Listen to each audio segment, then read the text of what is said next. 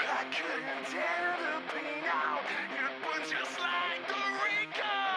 Hey, how you all going? It's Tye, that Aussie metal guy here with crank.com and with that metal station.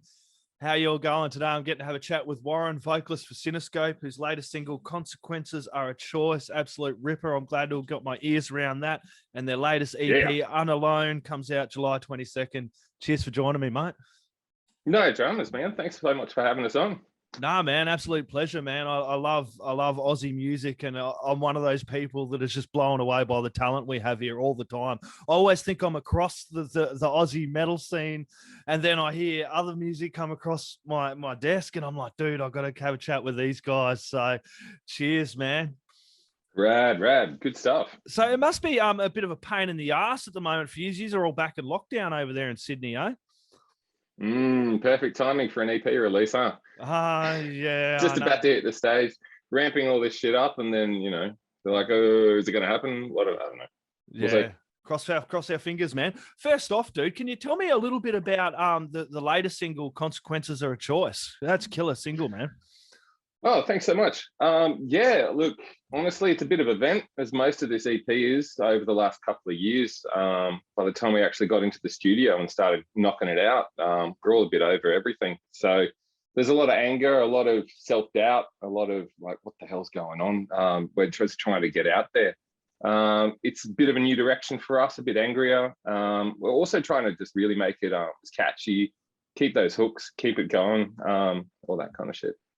Yeah, when did you start making this? Was this something you've been working on for quite a while? Because I've seen something that in 2019 you were working on something, and then 2019 we kind of got the ball rolling, started tracking everything, started getting it all together. But really, most of that engineering we did, myself and Luke did a lot of the initial production work on that. And then it was a matter of getting time in the studio to get the vocals down, and got it off to Chris Themelco down in Melbourne to do the mix and master on it. So yeah, it's been a gradual process. We had a few changes to the lineup in that period as well. And during that initial lockdown period last year, just before that actually, we were about to go on and do some shows around those other releases. We lost our drummer then. So trying to audition for new drummers during the first lockdown was a bit difficult, when you couldn't actually get in the same room as somebody. But got all that sorted, got the drums down, and kind of went from there. Yeah, it would have been a massive pain in the ass. I know it's been that for a lot of bands like yourself in the same position to try and drop an EP or an album around this time. Has been, when do we put it out? When do we find the right time? And then, as we see, we're just about to do this EP launch and everything, and then it gets locked down again. What was it like working in that time, doing the main production and engineering? You and Luke kind of doing the main body of that. Was that the first time you had done that, or? Yeah, kind of. Because with a lot of the stuff before that, it was just here's one track from one of the guitarists, here's another track from the guitarist, here's some other ideas we had. And this was more kind of working as a whole, and trying to knock out an EP in that sense. And yeah, really looking forward to doing a full album in a similar vein as well, which we're kind of in the process of doing now. Yeah, did they give you more time though, I suppose, with the lockdowns and everything to kind of work on this EP, I suppose? You'd think so. And that would be a good idea, but no, I don't know. It's just seemingly how unproductive you can be when everyone's got all this extra time. Yeah. It's a bit sad, but you come out of it with your health, hopefully. So there's something positive.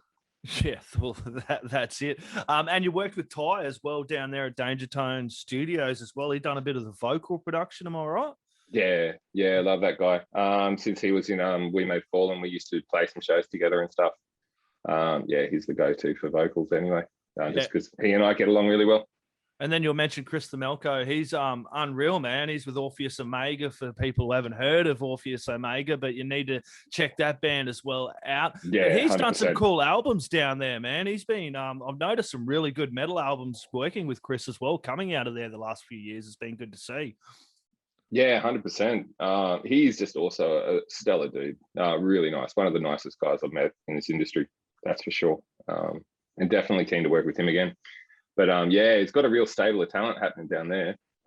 Makes us a bit jealous of being stuck up here in Sydney. Yeah, Sydney's got some great talent coming out of that way as well. Can you tell me a little bit about your songwriting process? I know it was probably a little bit off, but can you a while ago, I mean, but can you tell me a little bit about that process for you, man? What was that all like? Oh man, I'm like a monkey throwing shit at a wall some days. Just whatever works. And there's no real process as such, no like formula I stick to. Just kind of whatever's working. But with these songs in particular, it's really about trauma, self-doubt, all that kind of shit. We might be a bit more emo than a standard kind of metal thing in this one, but we're venting so hard in this EP release, and trying not to sound whiny. Yeah, but I really did connect with this track, that first track, and I'm looking forward to hearing some more off of this EP as well. Are you able to say how many tracks you got on it? What tracks you got on there? You gave us a little more detail, or? Yep, yeah, 100%. It's a 5-track EP. This one. It was going on a bit of a journey, but I think initially we were going to have a few more. We culled some of the fat off it and just kept these really punchy. There's the first single called Consequences. It was really a toss-up between that and the second one, which is called God Complex. That's a very happy song. No, it's not. It's pretty angry, pretty screamy. A Sense of Vengeance is track 3. I've got the list just here, actually. Yeah, cool. And This Is My Design, and the final one is called Unalone, the title track off the album, the EP. Yeah, what was it like recording? Did you just record during 2019, or was it during 2020 with lockdowns and everything like that? What was that whole process like recording? Yeah, no, it was recorded in 2019 before everything really hit off. We were supposed to be doing video clips and all that kind of shit in 2020, but none of that happened. So, yeah, just really trying to get the production, trying to get that side of things going, and that was the really tough part, especially without a drummer. When you're trying to actually record a video clip without a drummer, I wouldn't recommend it. Yeah, and you got a drummer now, haven't you? Michael, is it? Yeah, Michael's the dude's name. Really solid guy, really nice guy, good type of guy to have a beer with too, which is pretty key for us. Yeah, you must be super keen for this EP to drop, because no doubt, like if you'd worked on it, done it in 2019, it's one of those things you've probably been waiting this whole bloody time to fucking release it, so you can probably start working on some new stuff as well. Yeah, there's always something happening. So the next bit of music we're trying to work on, but like I was saying to the guys the other night, I haven't been off a stage this amount of time since I was like a teenager, and I really need to get on stage and perform again. It's something I love to do, something to just be in front of those sweaty people, just going crazy, getting it loud. So I'm absolutely hanging to get in front of a stage again. Yeah, there's something about playing on stage too, that connection with your fans, especially I know I'm talking about the Australian music industry. When I go see some bands on stage like Aussie acts and that, I usually go there to see one, and then I'll see another one that I haven't heard before, and it absolutely blows me away. Then I've got to go over and hit the merch stand, buy some merch, and then I run off and tell 20 of me fucking mates to go check this out, things like that. And just like we haven't had that interaction, and the way the government has fucking handled things at the moment for the music industry, it's shit. It really annoys me to see like bands like yourself that have these albums, want to get on stage, want to play, and it's like, yeah, we all got to do the right thing, but like if we're playing footy, like if we chucked a football in the middle of the ground, fine. You know, that's absolutely fine, mate. I'm so with you there, brother. It's just, you can go to a show and not have a bad night. There's something from each band you can take away with and go, yeah, that was rad how they did that. I mean, yeah.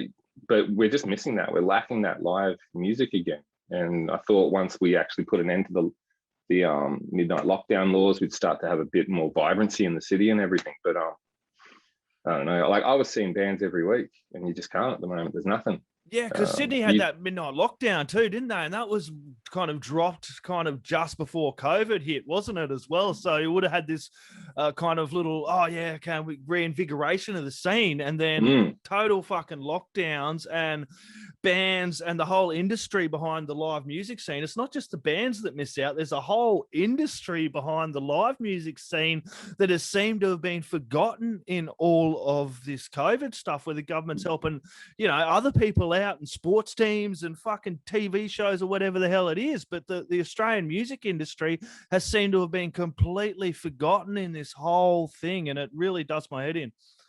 Yeah, absolutely. Like, something happens every night, a different show, different music, different bands. It's all different. And for me, it just seems like we're in the same cycle of repetitiveness. It's the same cut and paste shit.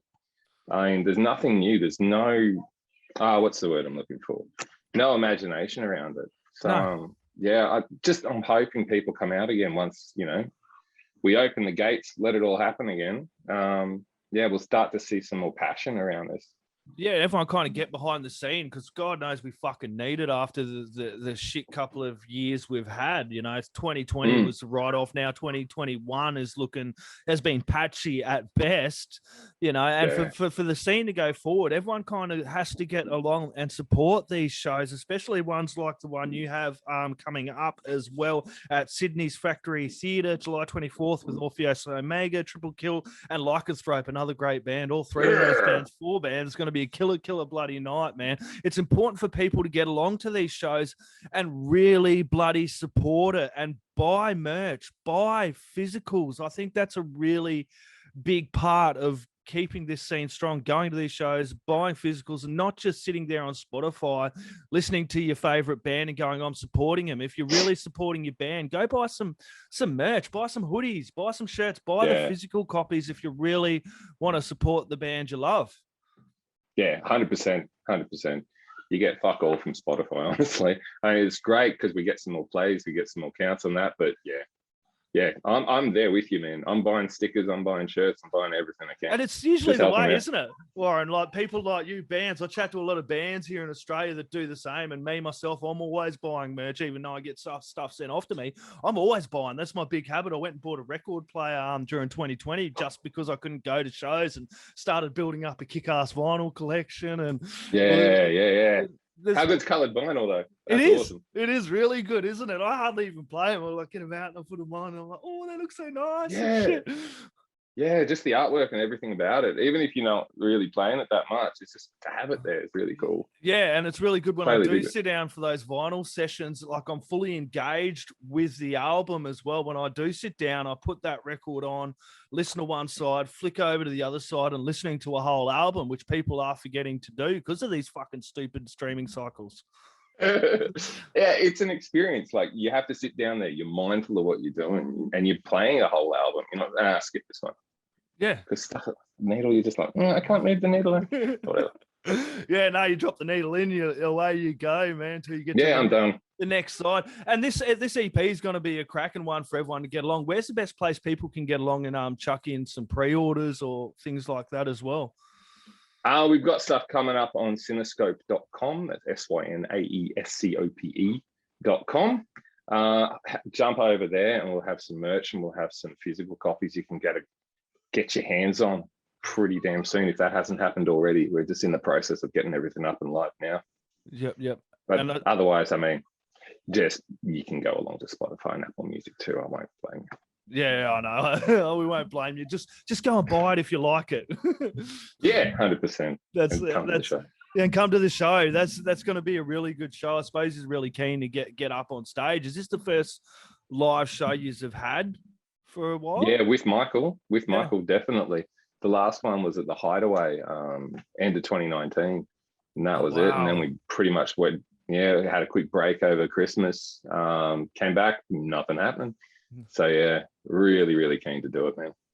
Yeah, cool. Okay, and I'm going to let you get about the rest of your day, Warren. This has been an absolute pleasure, man. Did you have any last words, shout outs, or thank yous you'd like to add in there, mate?